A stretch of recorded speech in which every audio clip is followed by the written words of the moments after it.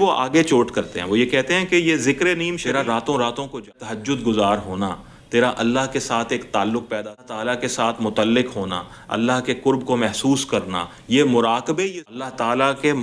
کی ذات کو محسوس کرنے کے لیے، ادراک پانے کے لیے تو مراقبوں میں مصروف۔ سیلاب ہے جو تیری طرف رواں دواں ہے، تجھے سرور اور کیفیات آ رہی ہیں، احوال تیرے جاری ہو رہے ہیں، مراقبے جو ہیں وہ تیرے گہرے ہوتے چلے جا رہے ہیں۔ نائب جو حضرت علی رضی اللہ تعالیٰ عنہ کی طرح نہ صرف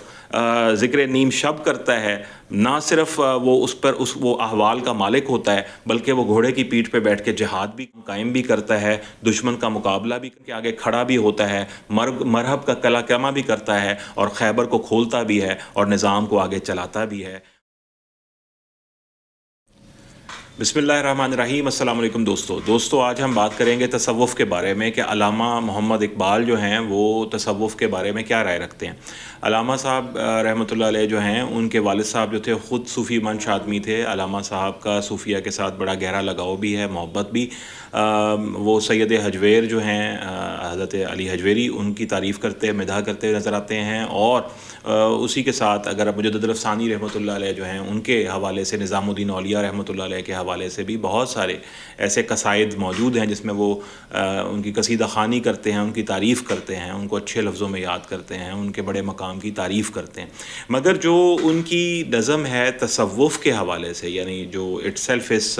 سبجیکٹ کے حوالے سے، وہ نظم بڑی غور طلب ہے۔ اس نظم کے اندر علامہ محمد اقبال جو ہیں وہ تصوف کو اپنانے والے لوگوں کو ایک خاص طرح کی تلقین کرتے نظر آتے ہیں، اور یہ کہتے ہیں کہ جو تصوف کی طرف مائل ذہن ہے وہ آج پھنس گیا ہے، اور وہ پورے کا پورا اسلام میں داخل نہیں ہو رہا، اور یہ چیز ان کے اشعار سے واضح ہوتی ہے۔ ہم وہ شعر جو ہیں آپ کے ساتھ شیئر بھی کریں گے، اور آپ اس کو جب دیکھیں گے کہ علامہ محمد اقبال تصوف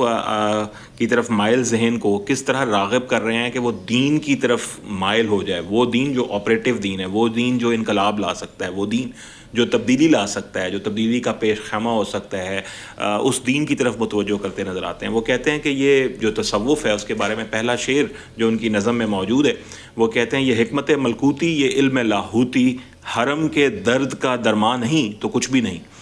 اب یہ دونوں جو ٹرمز ہیں یہ بہت لوڈڈ ٹرمز ہیں، یعنی حکمت ملکوتی، ملکوت کہتے ہیں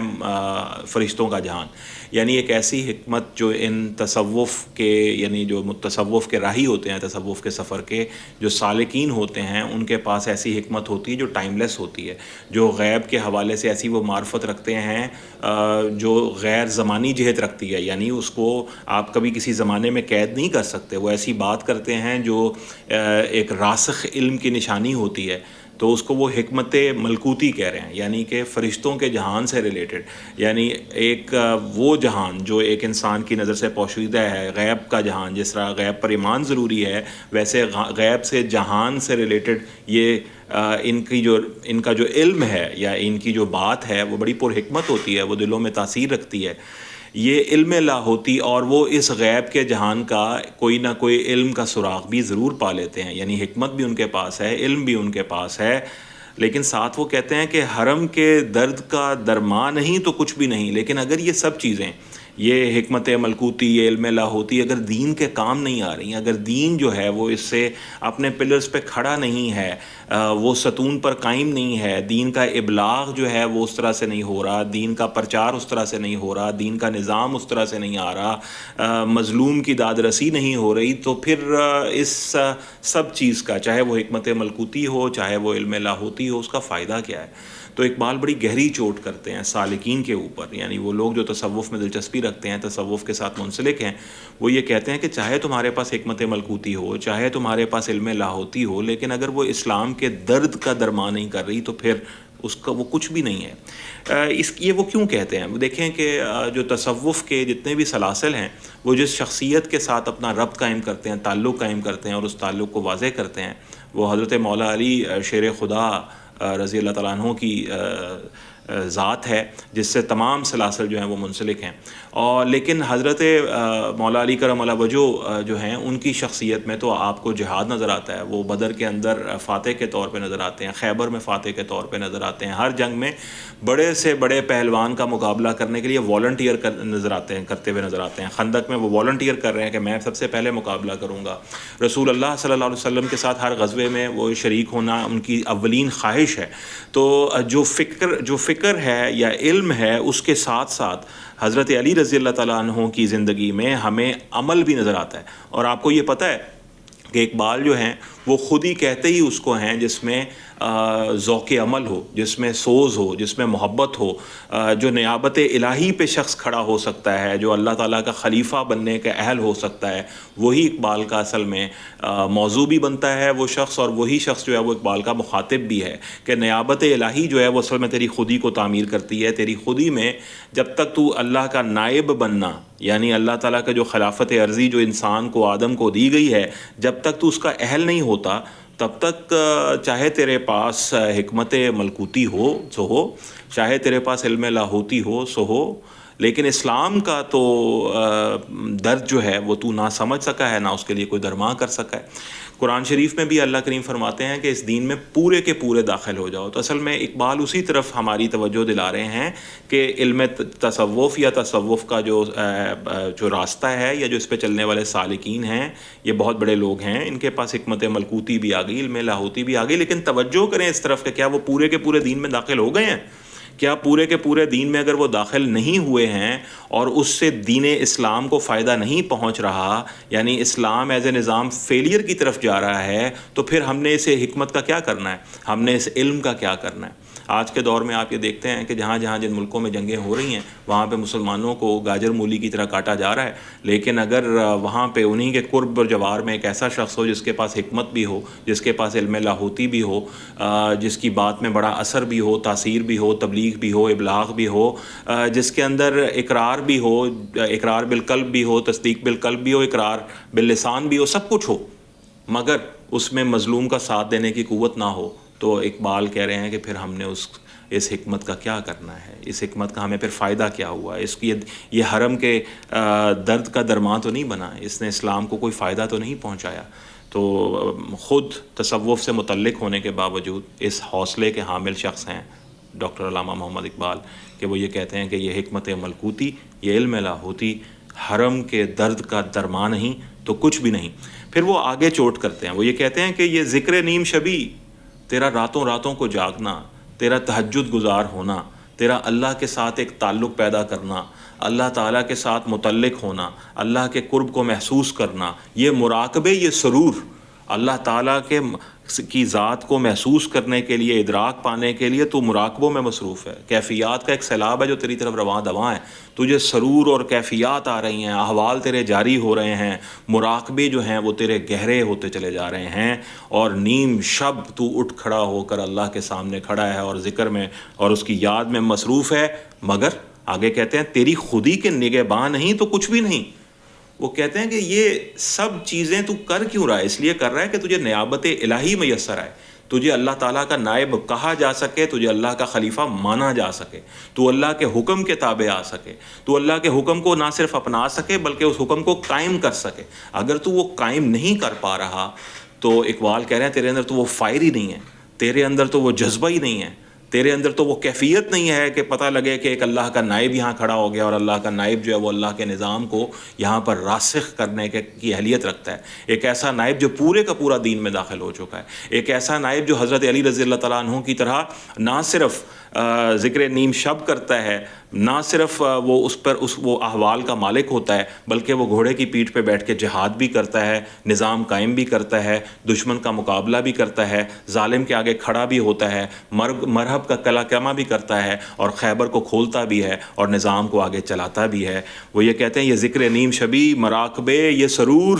تیری خودی کے نگہباں نہیں تو کچھ بھی نہیں. تو اقبال خودی یعنی وہ سوز, وہ محبت, وہ ذوق عمل جو ایک نائب کے پاس ہونا چاہیے, جو اللہ کی نیابت کا حقدار بنائے, اس خودی کی نگہبانی کی طرف توجہ دلا رہے ہیں. یعنی خودی کیا ہے، میں نے لاسٹ ویڈیوز میں بھی عرض کیا تھا کہ یہ نیابت الہی ہے، یعنی اللہ تعالیٰ کا نائب ہونے کا اہل ہو جانا، یہ ذوق عمل ہے، یہ آرزو کی شدت ہے، یہ محبت کی کیفیت ہے جو اللہ تعالیٰ کے ساتھ ایسا تعلق بن جائے کہ اللہ کا حکم فوراً ماننے کا آپ کو اہل بنا دے۔ اقبال اسے خود ہی کہتے ہیں، وہ کہتے ہیں اگر تو اللہ کا نائب نہیں بن پا رہا تو یہ ذکر نیم شبی، یہ مراقبے، یہ سرور، یہ حکمت ملکوتی، یہ علم لاہوتی کس کام کے ہیں بھلا؟ یہ کچھ بھی نہیں، وہ کہتے ہیں۔ آخر میں وہ یہ سب بات کرتے ہوئے عقل کے حوالے سے بات کرتے ہیں۔ وہ کہتے ہیں کہ یہ جو عقل ہے، یہ عقل جو میوہ پروین کا کھیلتی ہے شکار، شریک شورش پنہا نہیں تو کچھ بھی نہیں۔ میں کہتے ہیں چاند کو، پروین کہتے ہیں ستاروں کو۔ وہ کہتے ہیں عقل جو ہے وہ تو ستاروں پہ کمندیں ڈال رہی ہے، وہ تو نئے نئے جہان تلاش کر رہی ہے اور ہر روز ایک نئے ستارے کو شکار کرتی ہے، لیکن اگر وہ شورش جو انسان کے نفوس میں یعنی انفس میں قائم ہو رہی ہے، وہ شورش کیا ہے؟ اسی رب کی طرف لوٹ جانے کی شورش، وہ شور جس کو وہ سنتا ہے کہ میں کہاں پہ ہوں اور میں نے کہاں جانا ہے اور میں کہاں سے آیا ہوں، انسان کی اپنی پہچان، اس کی ذات کا عرفان، اگر وہ انفس سے خالی ہے اور صرف ستاروں پہ کمندے ڈال کے ان کا شکار کر رہی ہے تو یہ بھی کچھ نہیں ہے۔ اور چونکہ اقبال کا تعلق تصوف سے تھا، اقبال کا گہرا تعلق، اقبال کی محبت جو ہے وہ بزرگان دین سے تھی، اقبال عقیدت رکھتے تھے، اور جیسے شروع میں ویڈیو کے عرض کیا کہ وہ ان سب کی تعریف بھی کرتے ہیں، تو اس بات سے وہ تھوڑے پریشان ہوتے ہیں اور آخر میں اس کا اظہار بھی کرتے ہیں کہ میں نے تصوف پہ تنقید تو کی ہے مگر اس کا مقصد کیا ہے۔ وہ کہتے ہیں اپنی اس پریشانی کا تذکرہ کرتے ہوئے آخری شعر میں کہتے ہیں، عجب نہیں کہ پریشان ہے گفتگو میری۔ یعنی کوئی بھی جو درد دل رکھنے والا آدمی ہوتا ہے، جب اس کو چھری اپنے ہی کسی محبوب پر چلانی پڑ جائے، محبوب چیز پر چلانی پڑ جائے، تو وہ اس پریشانی کا اظہار ایسے ہی کرے گا جیسے اقبال کر رہے ہیں کہ تصوف سے متعلق ہوتے ہوئے، تصوف سے تعلق رکھتے ہوئے، بزرگان دین سے محبت رکھتے ہوئے اور سالکین جو ہیں ان کے ساتھ ایک ربط رکھتے ہوئے بھی، چونکہ انہوں نے ان کے اوپر تنقید کی ہے تو اپنی پریشانی کا اظہار کرتے ہوئے کہتے ہیں کہ عجب نہیں کہ پریشان ہے گفتگو میری۔ وہ کہتے ہیں مجھے معلوم ہے کہ یہ میرے لیے خود بھی پریشانی کا باعث ہے کہ ہم سب لوگ جو اتنی بڑی چیزوں کے حامل ہیں، حکمت ملکوتی رکھتے ہیں، علم لاہوتی رکھتے ہیں، ذکر نیم شبی، مراقبے اور سرور اور کیفیت اور احوال رکھتے ہیں، عجب نہیں کہ پریشان ہے گفتگو میری۔ میں ان پہ پھر بھی تنقید کرنی پڑ رہی ہے کہ ہم پورے کے پورے دین میں کیوں داخل نہیں ہوئے، ہم نے وہ سب کام کیوں چھوڑ دیے جو باقی بھی کرنے کے تھے۔ تو کہتے ہیں عجب نہیں کہ پریشان ہے گفتگو میری، فروغ صبح ہو پریشان نہیں تو کچھ بھی نہیں۔ وہ کہتے ہیں لیکن میں نے یہ پریشانی اس لیے مول لی ہے کہ ایک نئی صبح کا فروغ چاہتا ہوں میں۔ آپ نے یہ کبھی دیکھا ہوگا جب رات جا رہی ہوتی ہے اور صبح آ رہی ہوتی ہے تو نہ اندھیرا ہوتا ہے اور نہ روشنی ہوتی ہے، ایک پریشان سی کیفیت ہے کہ اندھیرا اپنی ملکیت جتائے گا یا روشنی اپنی ملکیت جتائے گی، کیا ظلمتیں ٹھہریں گی یا نور آئے گا۔ تو اس وقت ایک پریشانی کی کیفیت میں ان دونوں میں جو آپس میں جھگڑا ہے، صبح کا اور رات کا، جو ظلمت کا اور نور کا، وہ کہہ رہے ہیں یہ پریشانی ضروری ہے۔ فروغ صبح پریشان نہیں تو کچھ بھی نہیں، جب صبح کا فروغ ہوتا ہے تو ظلمتوں کو جانا ہوتا ہے، نور کو آنا ہوتا ہے، اور انسان پریشانی سے ضرور گزرتا ہے جب وہ ریفلیکٹ کرتا ہے کہ میرے پاس اگر حکمت ملکوتی ہے، اگر میرے پاس علم لاہوتی ہے، اگر میرے پاس ذکر نیم شبی ہے، اگر میرے پاس مراقبے اور سرور ہیں، تو میرے پاس وہ جرت اور شجاعت بھی ہونی چاہیے جو ظالم کے خلاف کھڑی ہو جائے اور مظلوم کا ساتھ دے دے اور جو کلمہ حق بیان کر سکے تاکہ وہ خود ہی کی نگہبان بنے۔ تو یہ تصوف کے اوپر اقبال کی بڑی ہی خوبصورت نظم ہے جس میں وہ تصوف کو نہ صرف سراہتے ہیں بلکہ وہ تمام وہ کیفیات جو ایک سالکین کے پاس ہوتی ہے اس کو ماننے کے ساتھ ان پہ تنقید کرتے ہیں کہ پھر باقی بات جو ہے وہ کون کرے گا، باقی دین کا درماں کون کرے گا، حرم کے درد کا درماں کون کرے گا، اسلام کا سہارا کون بنے گا، پورے کا پورا دین میں کون داخل ہوگا۔ اسی تنقید کو انہوں نے اس نظم میں اپنا موضوع بنایا ہے۔ میں امید کرتا ہوں کہ ہم سب علامہ اقبال جو ہیں ان کے نہ صرف کلام کو پڑھیں گے بلکہ اس پہ غور بھی کریں گے۔ اسی طرح کی کسی اور بات کے ساتھ کسی اور دن پھر حاضر ہوں گے۔ اپنا بہت خیال رکھیے گا۔ السلام علیکم۔